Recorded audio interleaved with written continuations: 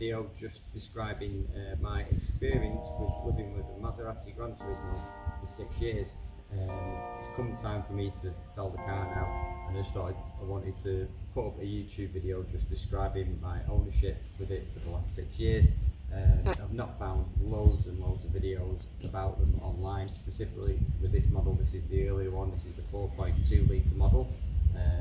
When I was researching them many years ago, there wasn't loads of information about them online, so I just thought it might be helpful if I just put up a YouTube video just having a run around the car, just showing you some of the features on the car, just a bit more in depth, my personal opinion of owning the car for so long, all the little niggles that they have, you do get a few of those, and just all the little quirks about, and obviously about the actual car and the sound and the feel of it and everything.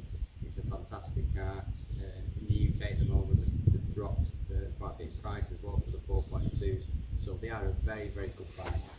But if you follow the video, I'll try and keep it as short as I can, as condensed as I can, just to pick up on a few points and a few tips on purchasing one. So there we go, let's go. So the 4.2 litre model that I went for was the Nero Carbonio paint. That's the metallic black paint in English, and it's got the Rosso Corolla red leather. I really like the red leather with the black. I know it's not for everyone, it's a very Marmite thing. Some people think it's a bit too bright, but on the adverts, when people see them, I think you've got to see them in the flesh. A few of my mates who were showing it to when I was buying the car, they genuinely, like when I met them up for a coffee and I was chatting about buying the car before I picked it up, they're all a bit like, you know, the red leather, it's a bit bright, you don't want to like look for one with maybe black interior. But I really feel like this makes the car, it makes it feel a bit more bespoke, a bit more individual.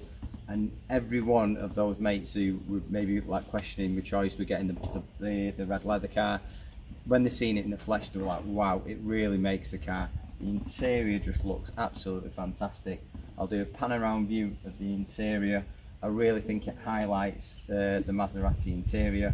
It is a high quality interior, but some of the buttons, some of the plastic buttons are obviously picked from Fiat and Alfa Romeo, so some of them are, say, maybe of a lower quality than, say, you know, comparable with some of the luxury vehicles. And so we'll have a pan around here and I'll show you some of the interior features.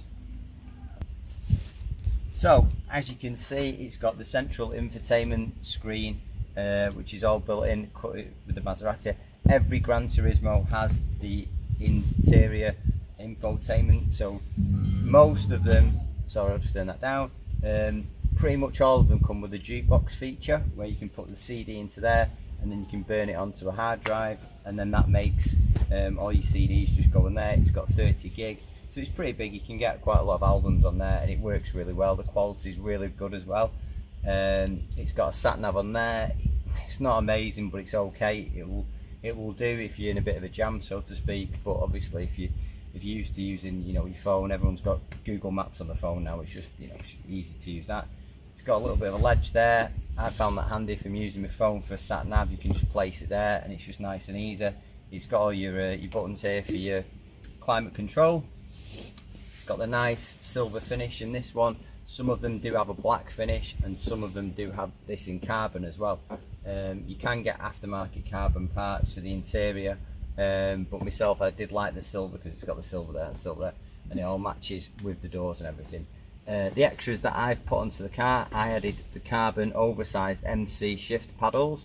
The silver ones are normally about this big, so I added the aftermarket carbon MC paddles. They're really nice.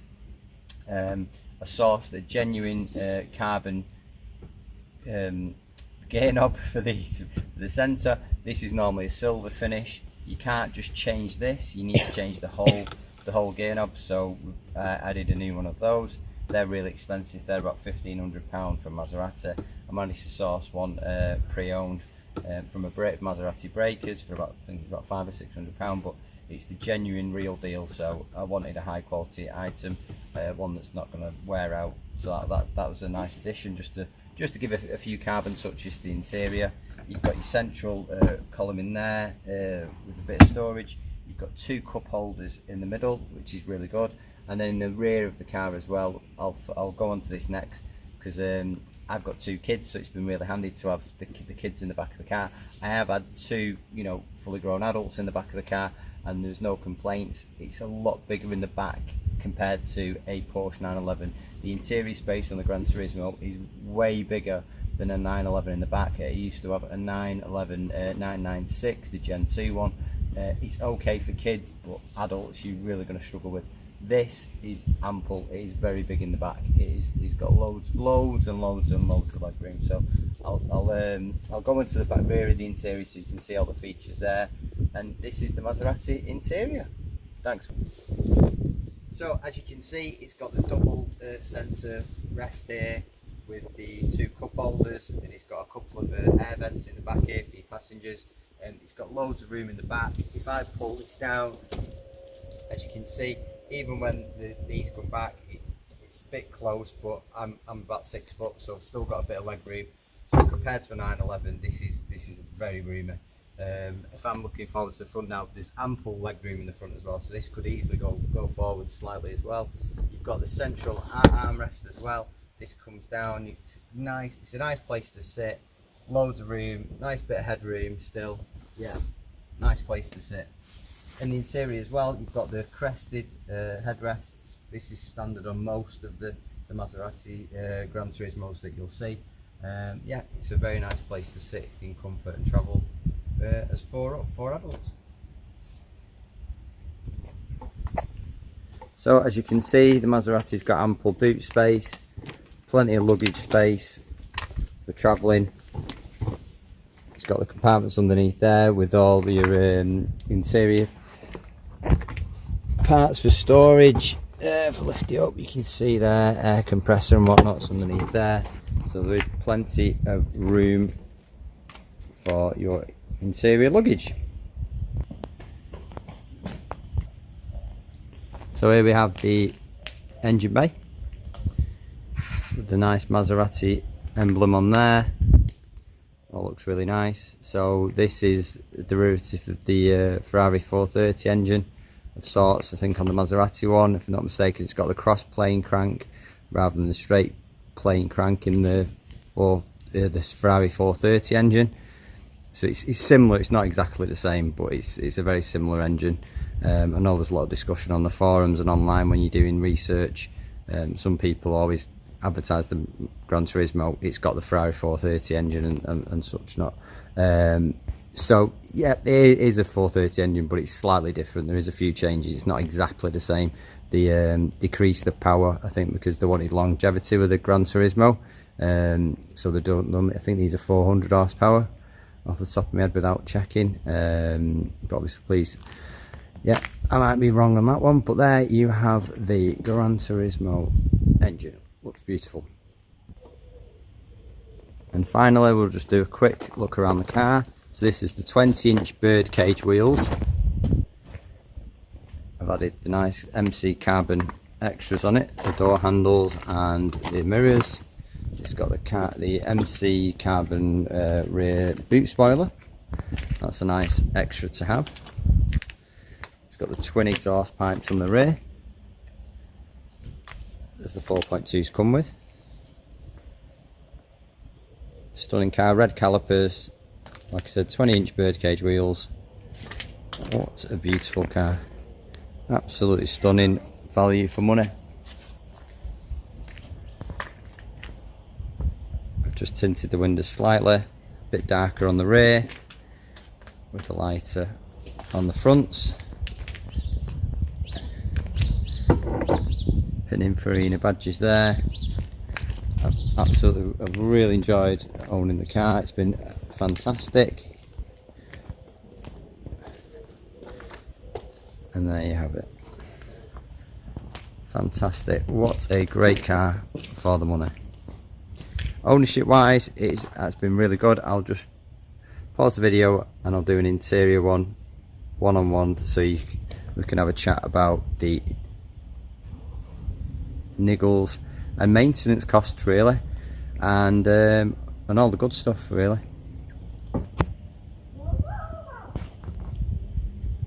I'll just fire it up for you so you can hear the engine start.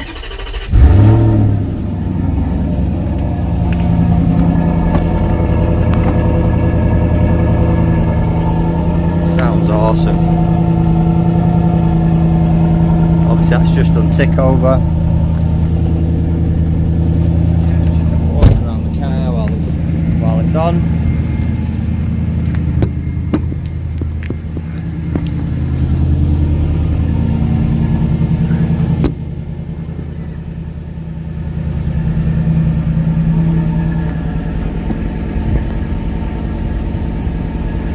That's just on tick over. What a beautiful sound. And obviously that is one of the main appeals with the 4.2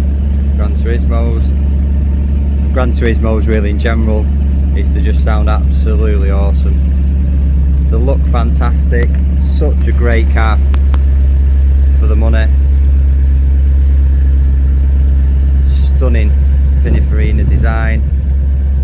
Really truly enjoyed owning this car. Lots of, a few trips with the kids away in the back. We've all truly enjoyed the experience of owning this car, but the kids are getting that bit much bigger now and they wanted to have a bit more room, a bit more luggage space for those other trips. So unfortunately it has to go, so we've moved on to a Panamera now. It's obviously got more room, but this has been a delightful car to own. Absolutely beautiful. I'll stop this one and I'll follow it up with a interior chit chat just about the maintenance and whatnot. Thanks.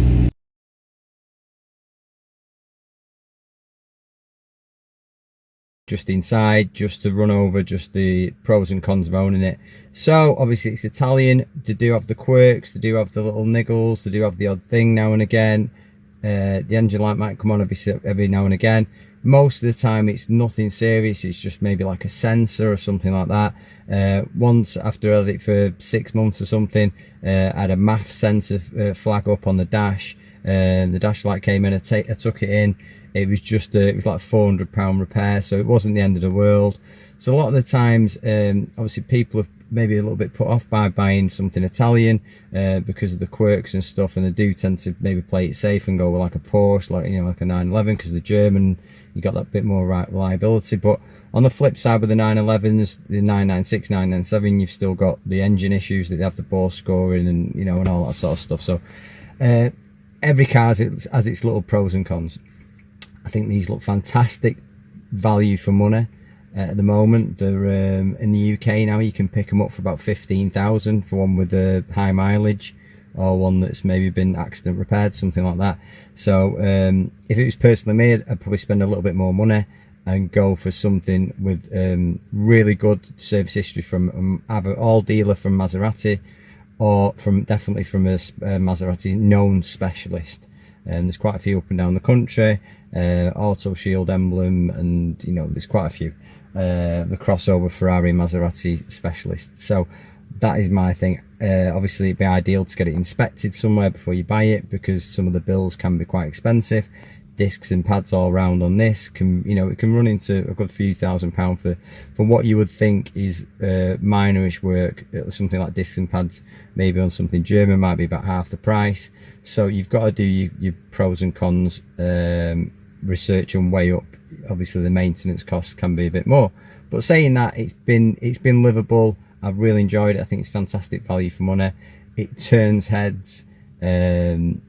Not that it's all about that at all. I don't want to be like that, like it's an ego trip or anything like that. But when I've been to clients' houses and I've pulled up on it, it's always a topic of conversation. I did some suits for Bastian Schweinsteiger when he was at United. I remember pulling up to his house in this at night, and I think he had an S63. It was one of the big AMG Mercs. I pulled up, his was parked there, mine was parked behind it, and when I was leaving, he just said, oh, have you got a Maserati? I was like, yeah, it's cool. So he's like, honestly, genuinely, like, he was looking all around it, he was like really impressed. It was like, oh, I thought, it's an older car, but it still sort of has something to the brand that maybe some of the other cars don't. And I don't want to say pick on like an old, say 911, but I'm just not sure whether it still would have had that, say, topic of conversation with certain people. People still tend to talk to you as if it's sort of like a Ferrari, but I feel like people think when you're driving a Maserati you're more approachable. It's a bit more of a normal car, and yeah, they're not normal because you don't see them every day, but I just feel like people feel like you're a bit more approachable when you're not in, say, if you're in a Ferrari or Lamborghini, they might look at you and think, oh, you know, maybe he's showing off a bit or something. But I think with the Maserati, it's got a understated sort of elegance and a bit of class around it. It's a bit more like driving around maybe in like a Bentley or something. I think that's the best way to describe it. So I've truly enjoyed the car. It's been fantastic. Yes, it's had its little bits of niggles, and it's been off the road for a few months while I've been waiting for parts from Italy. That is the only downside to them, is that the parts from the factory can take, if it's a certain part and they've not got it in stock in the UK, it can take, you know, 6 weeks, 8 weeks to come. That is the only downside that I would say to them. And the parts prices are quite expensive. They are similar to Ferrari, Lamborghini sort of money. So do your research, go on websites. There's Euro spares, Scuderia car parts in the UK. They send all over the world as well. Have a look on there, just do a bit of research, and just before you go into it, just have a little bit of money put aside just for any niggly faults that you might get. If you're getting an older one like this one, this is 2007, 2008, 9, 10, any of them sort of older ones, just have a little bit of money put aside just for any niggly faults. And you could run these every day. Personally, I don't think it's an everyday car. I don't think they're quite there. Obviously, if you were to get a new Gran Turismo one that's, you know, only a few years old, certainly, yeah, you can definitely run it every day. But I think with some of these older ones now, we've got to that age where it's better as just maybe like a weekend car. Saturday, Sunday, you get it out, you go for a drive with the missus or with the kids and whatnot, and just enjoy the car. Maybe you could go to the car meet in it, like I've been doing over the years, and just enjoy the experience of owning some, you know, an Italian marque such as a Maserati. I've really enjoyed it. It's been fantastic, and I think that wraps up the video. So, pros of it: looks fantastic, it sounds amazing, it turns heads, it's still got that class, understated elegance, which we were sort of picking up on before. And on top of that as well, I really like the interior. It's something a bit different. Cons on it: yeah, parts can be a pain to get from the factory now and again with certain ones, and then obviously there's not quite as many specialists out there as there is with, say, Porsches. If you looked in your local area, there might be one Maserati specialist within, say, I don't know, 50 miles or something. You look on the internet, there's probably 5 or 6 Porsche ones. So just do your research, speak to people, use the forums. There's Sports Maserati is a good one. I think there's Maserati Life as well, and just ask people, just ask owners if you're going into the ownership. The fantastic value for money. I'm gonna truly miss this car. It's been a fantastic car, and I've got lots of nice memories with the kids in it and going on some nice trips and stuff. So thank you very much. I hope you found it informative. I don't want to, I'm not coming across as like some professional car YouTuber, so apologies if the editing's a bit rough, and I'm not used to doing these long-winded sort of videos for YouTube. I'm more used to just doing my short ones when I'm in work, doing suit fabric reviews and talking about suits and whatnot. So anyway, I hope you found it informative. Please don't critique me too much. I'm not coming across as a TG or one of the YouTube type of guys, or Mr. JWW or something like that. I've not got a team of people around me to edit it all slick and amazing. So yeah, but I hope you found it informative. I could have found loads of research from real world ownership when I was buying one. So I really hope you found this video informative, and I hope you enjoy your Gran Turismo.